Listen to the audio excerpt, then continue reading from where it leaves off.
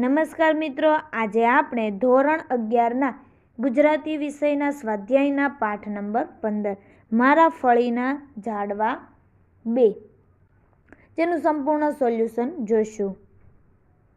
તો જોઈએ પ્રશ્ન નંબર 1. નીચેના પ્રશ્નોના એક વાક્યમાં ઉત્તર લખો. નંબર 1. ફળીના ઝાડવા ક્યાં જવાની વાતો કરે છે? તો જવાબ આવશે ફળીના ઝાડવા દૂર દૂર જંગલમાં જવાની વાત કરે છે. નંબર 2. જંગલમાં ઝાડવાને શા માટે જોખમ અનુભવાય છે? તો જવાબ આવશે જંગલમાં ઓચિંતા કઠિયારા આવી ઝાડવા પર કુહાડાના ઘા કરે છે, આથી જંગલમાં ઝાડવાને જોખમ અનુભવાય છે. નંબર 3. વૃક્ષોને પોતાના ફળ અને છાંયડો કોને આપવા છે? તો જવાબ આવશે વૃક્ષોને પોતાના ફળ અને છાંયડો પોતાને ખૂબ મહેનતથી જળ સિંચીને ઉછેરનારને આપવા છે. નંબર 4. કાવ્યને અંતે વૃક્ષો દ્વારા કઈ સુંદર ભાવના વ્યક્ત થઈ છે? તો જવાબ આવશે કાવ્યને અંતે વૃક્ષો દ્વારા આ સુંદર ભાવના વ્યક્ત થઈ છે. માનવ જીવનની સાર્થકતા અન્યને ઉપયોગી થવામાં છે. ત્યાર પછી પ્રશ્ન નંબર 2. નીચેના પ્રશ્નોના મુદ્દાસર ઉત્તર લખો. નંબર 1. એક ઝાડવાને ફળિયું છોડીને શા માટે જંગલમાં જવું છે? તો જવાબ આવશે પહેલા ઝાડવાને ફળિયું છોડીને જંગલમાં જવું છે કારણ કે એનાથી સ્વજનોનો વિયોગ સહન થતો નથી. અહીં તેનો દિવસ તો પસાર થઈ જાય છે પણ રાત પસાર થતી નથી. તેને અહીં એકલવાયું લાગે છે, જ્યારે જંગલમાં તો પોતાની નાત છે.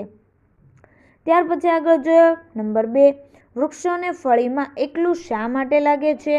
તો જોઈએ તેનો જવાબ વૃક્ષોને ફળીમાં એકલું લાગે છે કારણ કે અહીં તેના ભાડરડા નથી, એટલે તેનો સમય પસાર થતો નથી.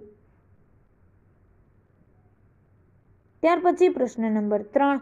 મુદ્દાસર નોંધ લખો. મારા ફળિયાના ઝાડવા 2 કાવ્યનો મધ્યવર્તી વિચાર લખો.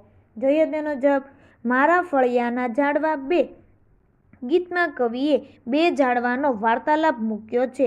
એક ઝાડવું દૂર દૂર જંગલમાં ચાલ્યા જવાની વાત કરે છે.